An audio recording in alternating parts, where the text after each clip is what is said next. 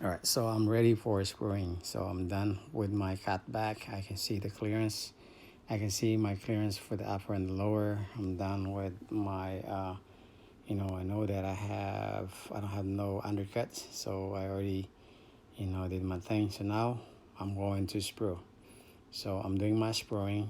I'm, I'm going to invest. I'm ready to invest. But before I need to sprue, okay? I'm using this, I always use this blue sprue. Yes, I use this for everything. I use that for Emacs also. I cut that blue to, like I use it also for my Emacs. But okay, so spruing the three implants. So I did one already. So now I'm going to do the other one.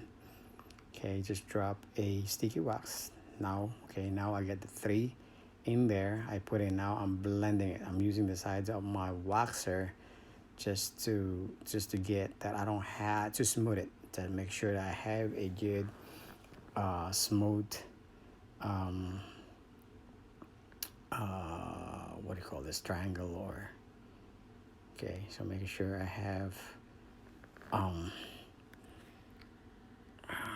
just trying to connecting all my balls, just connecting the balls to make sure that yeah, sometimes I just do this, I just do the same, like I will use this individual sprue and then connected it. I just connected it like that. And then I just make sure that I block, or I drop sticky wax on those like gaps. So I need to make sure that all the gap is sealed. So I don't have no the investment is not going to get in there. So, and then the thickness, the height of it too, like the height to the top of the plastic former, is making sure that I don't over that. So I already pre-measure that.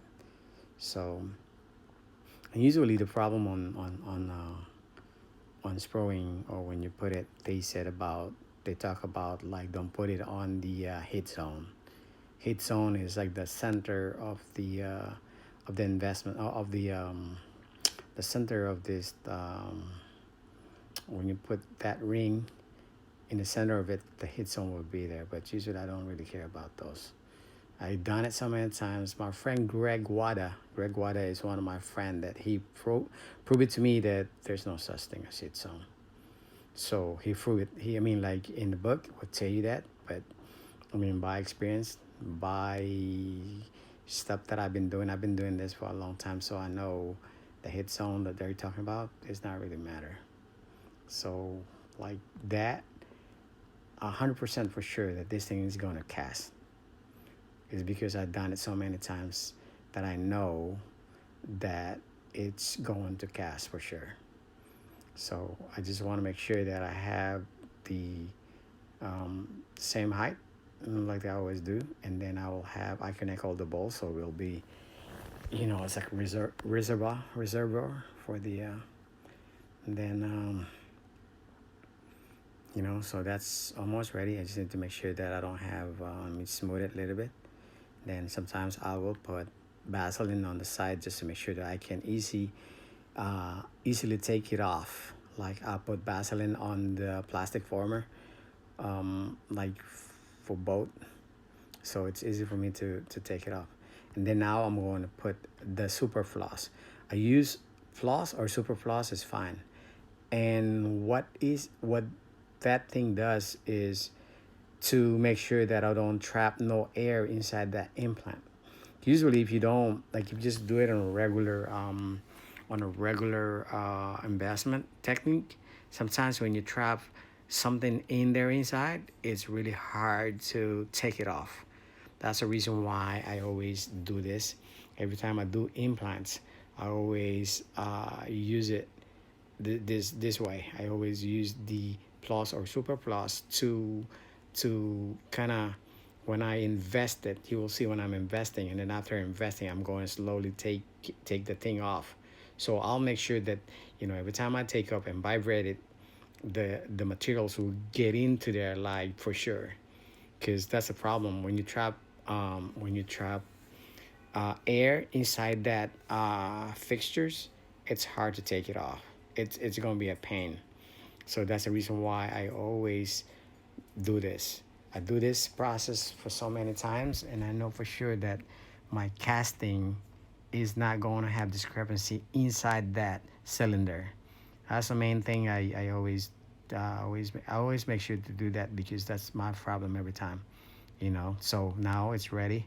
I tape it up a little bit. You see the tape just to make sure I secure it, and then I use the debubbleizer for the before I put my investment. I'm using fast fire, so fast fire liquid and fast fire powder. I'm using it. It's I think it's what is the ratio? Is it 11 and 13, something like that. So I'm using 13 and 11, 11 water, 13. So I'm just going on. I did the spray. Did I spray it already? Okay, so I'm mixing it 25 seconds. So I'll mix it 25 seconds by hand, and then I'm going to vacuum mix it for 60 seconds.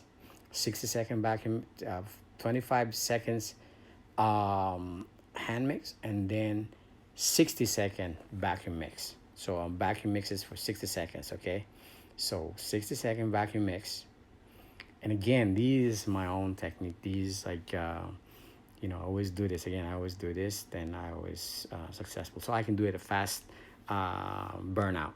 So it's a fast burnout technique. So right now I'm investing it. I'm putting my investment into it. Okay, so I'm putting my investment, and I'm making sure that I get everything inside there. So, and then after I put this, I need to make sure that I have everything that I have in the ball. Make sure I get everything in there, and fill it in. So when I'm ready, when I put everything in there, then what I'm going to do is I'm going to put it back to vibrator.